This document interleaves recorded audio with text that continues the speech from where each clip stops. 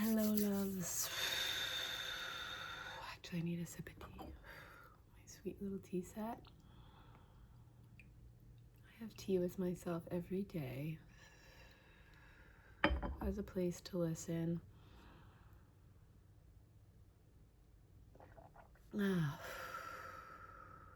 As an ally, as a sense of companionship.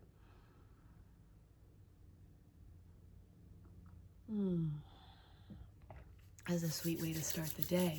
So what I'm hearing for us today is, can you honor how innocent you really are?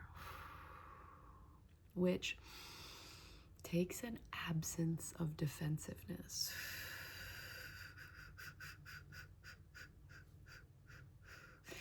And that feels funny.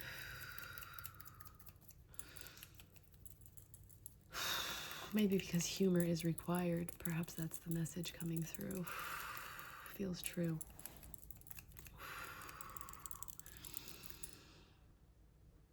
Your innocence was always worthy of being defended, of being protected.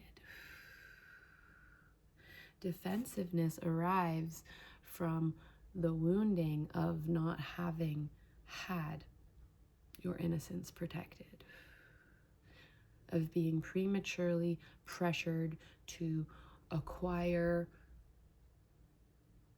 behaviors that betrayed your own innocence. Ooh, yeah. My hips are feeling sticky as I start to talk about this, so maybe you want to, oh, did you hear that crack? Oh, that's where we hold lineage, ancient stuff, family stuff, really connected to the root. So, maybe take some slow circles with me. There's something about moving slow and circular, whether it's just your pinky grinding in your pelvis, just anywhere in your system, circular, slow motion that equates to safety. So huge invitation coming through to engage with that. I'm getting this hand signal, the hello. But notice how that moves in a slow circle. Safety. It's like, wouldn't it be nice? Wouldn't it be wonderful if all of our hellos created safety, perpetuated safety, where I'm seeing hello in all caps and it feels very invasive, like boundaries being crossed, unsafe expressions of dominance and authority. And I think we've all experienced that in various ways.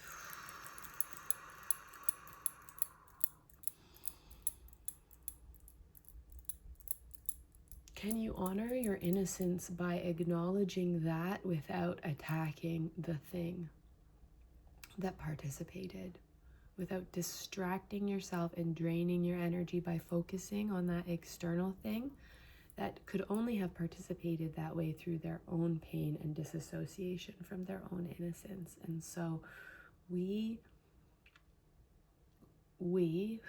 the collective that is truly in alignment with me,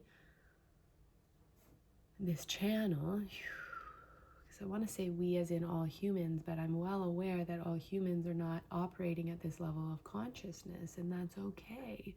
We didn't all come here with the same soul promise. Some of us came here to be on the leading edge, to be advanced in consciousness, to set the tone, to groom the momentum for the collective trajectory. So we pull our attention back into our own body and our own bubble to really be with our own experience And we may feel that external thing come in and out, feeling the entanglement. And our, good morning, my baby. Okay, this is going to be a short one because my child just woke up. And I love to run up there and jump on him and snuggle in for a few minutes. I'll be right there. But I mean, in a few minutes. So, because I'm recording. Big yawn. Oh, so sweet. So, our job is to become the kind witness that can see that entanglement without feeding it, without getting into it, without giving ourselves away to it. And in many ways, entanglements have been consuming our consciousness.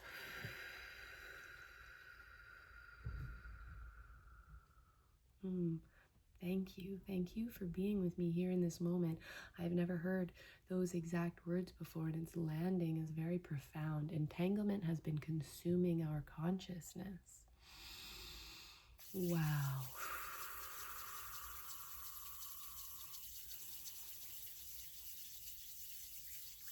And acknowledging entanglement sets us free. There is this simplicity of the quantum entanglement that we are all in it together. That our choices affect the whole, our presence, our relationship with moving energy affects the experience of the whole, the manifest reality of the whole. But there is this wholeness. And the way in our microcosmic experiencing of the entanglement, we get consumed by trying to fix something out of a sense of lacking wholeness. Entanglement consumes our consciousness in that it distracts us from feeling the presence of the wholeness, because there was a betrayal or many betrayals perverting our experience of our own innocence, which is, innocence is to feel safe with the mystery, to feel safe in the wholeness, to feel safe in the massive quantum entanglement of being connected to all things all the time, all at once. We get distracted, dissociated, distorted away from that, and then we get caught up in these microcosmic entanglements of identifying with story that attaches us to other people, other things in unhealthy ways, because there is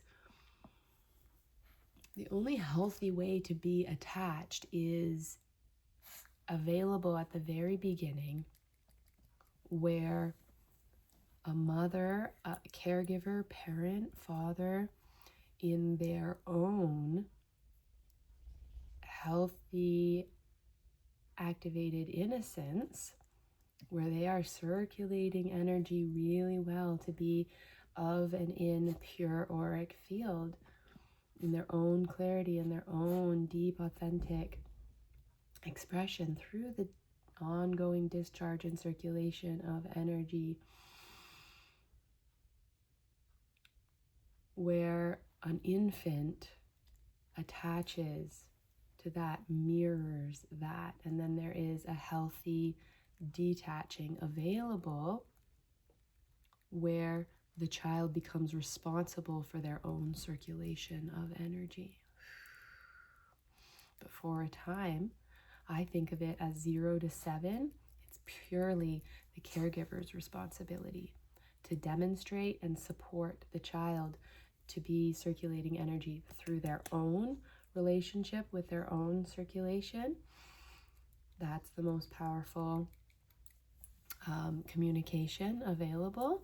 And then also through direct interactions, through involving the child, welcoming them, doing the discharge and circulation moment by moment, day by day, in front of the child, around the child, inviting the child, with the child, and letting that be the lifestyle, which is what I am offering in my Reiki training. Please check that out in the description box below. And then from 7 to 14 is this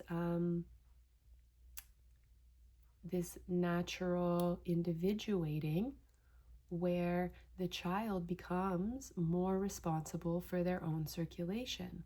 But the parent, it's like more so 50-50, where this was 100% the responsibility of the adult, the caregiver.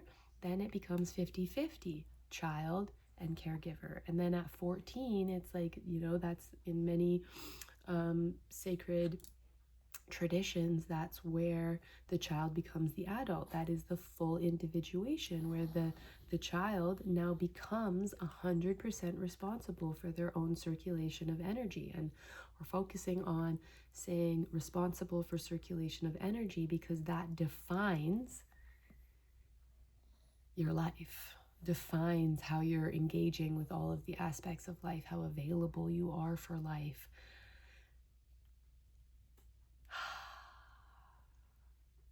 Beautiful. That gets interrupted in that most of the adults on earth did not receive that experience, and so therefore are carrying distortions and woundedness. So we are looking to reclaim our relationship with circulation, to reparent ourselves, to give ourselves the relief back into full-blown being anchored in our own innocence, in our own relationship with energy speaking energy, mystery speaking mystery, and being an ongoing part of that whole, of the macrocosmic entanglement, quantum entanglement of being connected to everything at all times. And being able to handle that really well, to feel functional in that.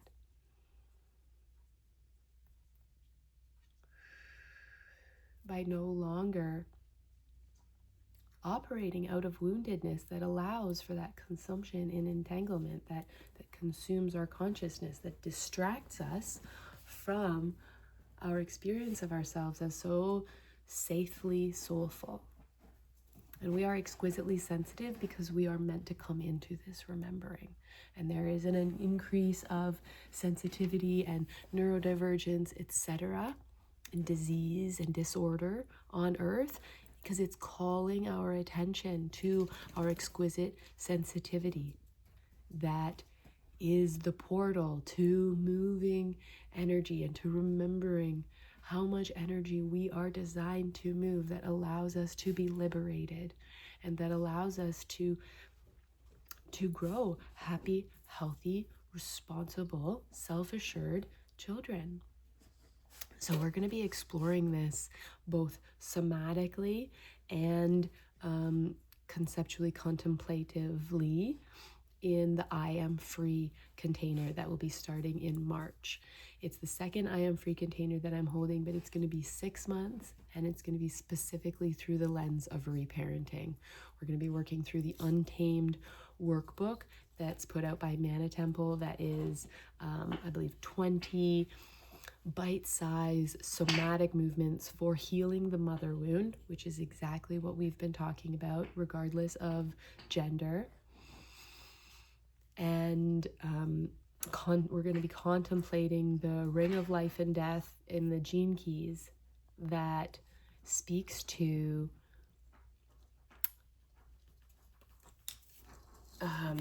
what it takes to be happy and healthy in ourselves. It's one specific lens for addressing that I was like, oh my gosh, I want to read this and study this. So I haven't read that and studied it. I may have read parts of it, but that's not where the transmission that's been coming through this video is not coming through that study, because I haven't done that study yet, because I want to do that study with you.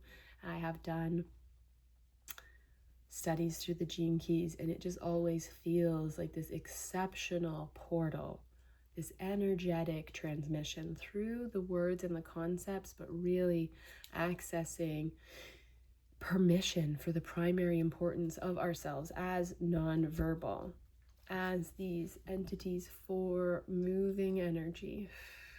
It simplifies everything. Everything, everything, everything. And you and I are worthy of the relief of that simplicity that attends to everything, everything, everything that we care about. So I'm going to go jump on my kid, and we're packing up to go on a trip today, which is exciting, an adventure.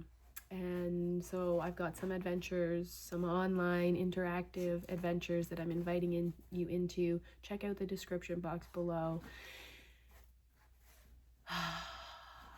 May you enjoy being with yourself. I have really been enjoying being with myself these days more than ever, and I thank you. I thank you for being part of this channel that feels really supportive, that feels like it's calling me forward, and I get to give that to myself as well in the quiet moments, in the easy moments and the challenging moments. And I get to give that to my dogs and my kid, and to feel really confident in my contributions to the collective. And I wish that for you as well. Whatever pathway you access to practice that with yourself, I'm celebrating you.